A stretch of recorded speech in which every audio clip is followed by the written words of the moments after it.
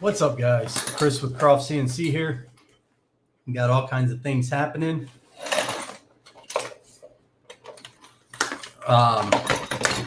We got a lot of stuff going on.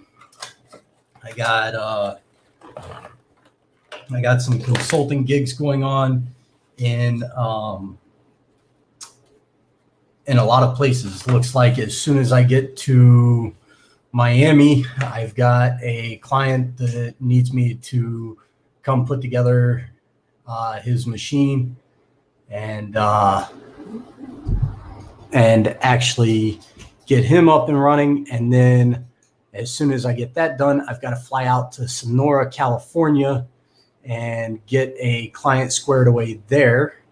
And then it looks like I've got to, possibly not absolutely sure yet, but it looks like I'll be going to Toronto, Canada to work on a machine. So all the machines, they're all kinds of different machines. I got a Millwright CNC, I got an Avid CNC, I got a CNC for newbies, rack and pinion, all kinds of stuff. So it's really cool. But today's live. Did some stuff over last week where I had to do some maintenance on a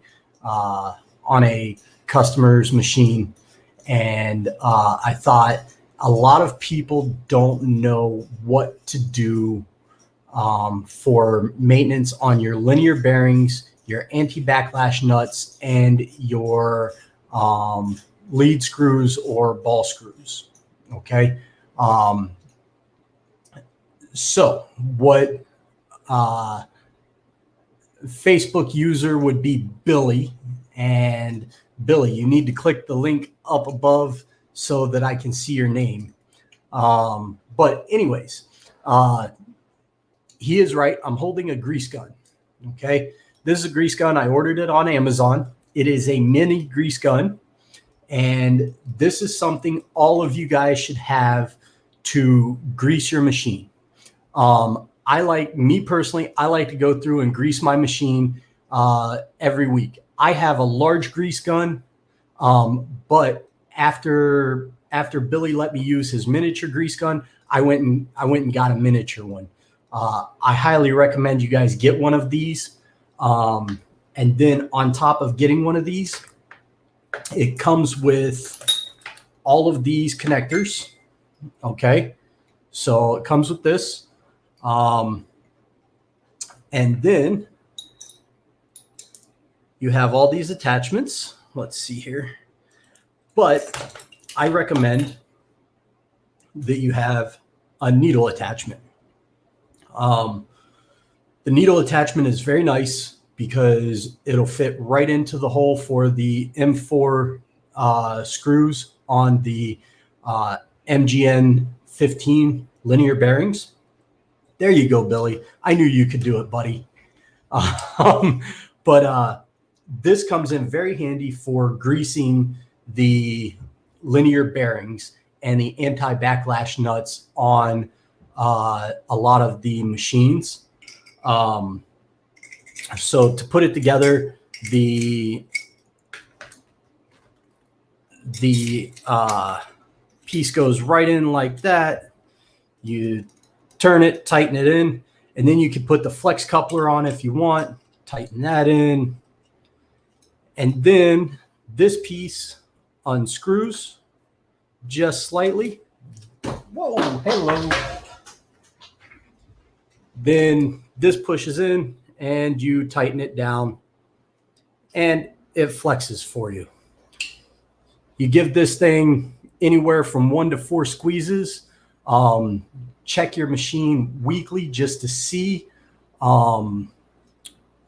as needed. That does not mean you have to squeeze grease into it every time. Check your bearings, check how they're feeling, check how the machine is moving, what it sounds like, and stuff like that.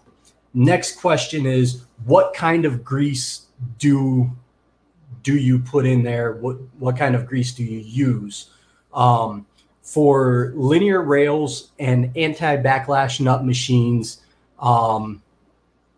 I use the Valvoline Crimson. This is what CNC for Newbies recommends for their machines.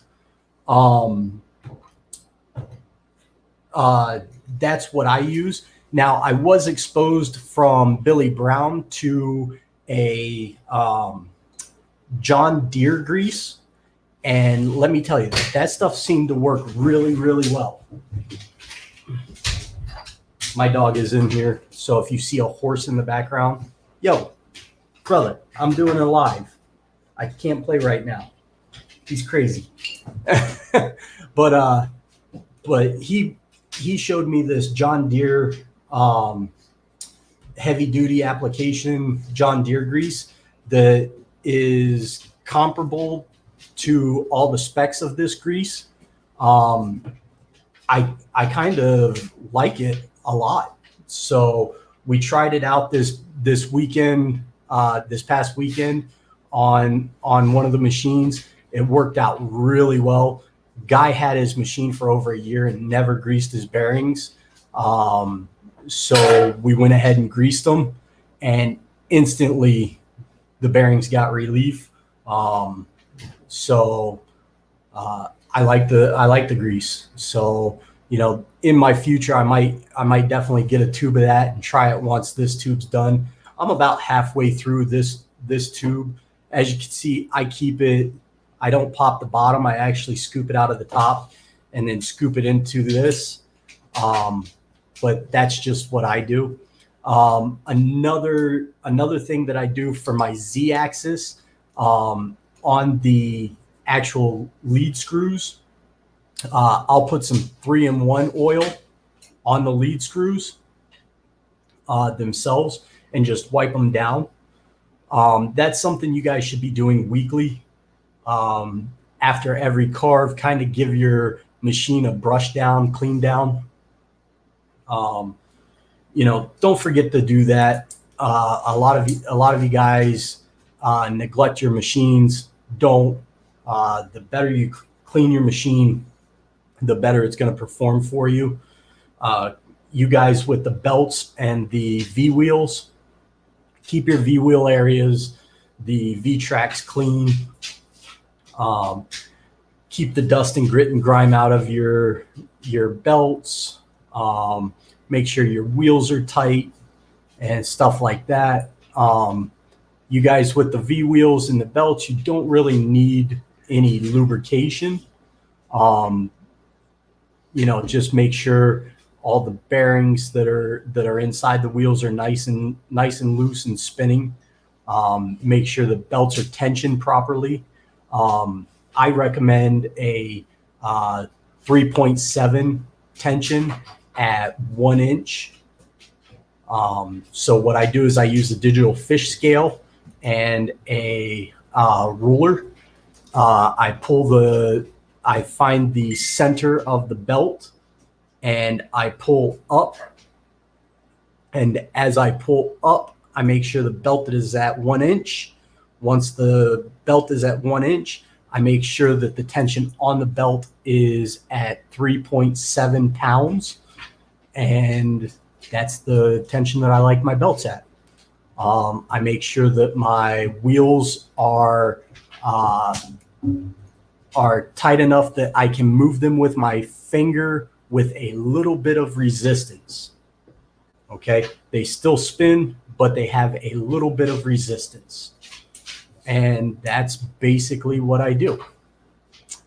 And then for my rack and pinion, I use a little bit of like a white lithium grease or 3-in-1 oil, something like that. I just wipe them down to keep the rust off of them and go from there. So that's your little live. Keep the maintenance up to date, and keep your machines rolling. All right, guys, have a good one.